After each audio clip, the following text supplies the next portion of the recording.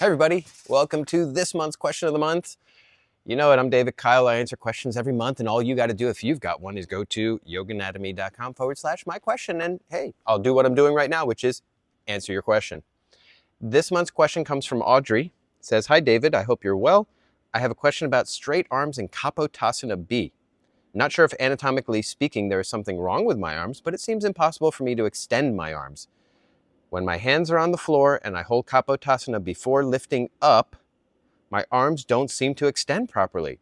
I also have been told in the past that I have a bit of hypermobility with my arms and I should be careful with some yoga postures. What do you think? Best regards, Audrey." All right, good question. Kapotasana B is on your knees in a back bend with straight arms.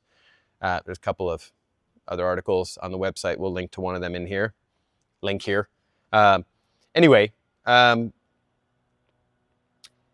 you know, the issue with straightening arms in postures like this is from a more generalized tension through the front body and the body position more than it is the arms. Because most people, probably my arm's gonna get cut off, but most people can just reach their arm up and their arm is straight. So it's not like your arm can't straighten.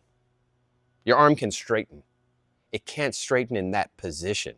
That's the important thing to remember. People are like, "Oh, my arms aren't strong enough." Oh, if it feels like they're not strong enough to do what? Strong enough to straighten against a resistance. Where's the resistance?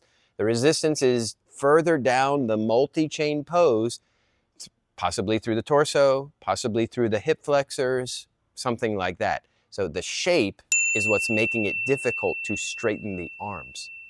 Where your head and torso are relative to your feet and arms. If you're really low and you've got all this, right? You can imagine a low Kapotasana.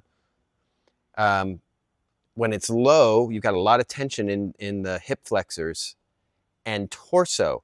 And so there's less space between your shoulders and your hand to straighten them, right? You following me? I think you are. And if that's the case, the resistance that your hand, arm, shoulder, everything's working against is the flatness or the height of the Kapotasana. So therefore, really what you're fighting are your hip flexors and the shape in general. You're not gonna change that in an instant. I know everybody wants, of course, a tip or a trick or a thing, but sometimes it's just a matter of time waiting for the hip flexors and the spine to open. So that's what I'm gonna suggest. And the hypermobility piece, I'm gonna say doesn't apply to this. Of course, in general, it could be, if you hang out in your hypermobility a lot, you might have reduced strength in your triceps. That's possible. But it's not, in this case, I don't think it applies. I don't think so. But again, I don't get to see it sometimes. So it's hard for me to say 100% or with more surety. So, all right. I hope that helped. Pay attention to where else you've got tension coming from. All right. Anybody else, you got a question, want me to answer it or try to answer it magically like this? You go to yoganatomy.com/my question.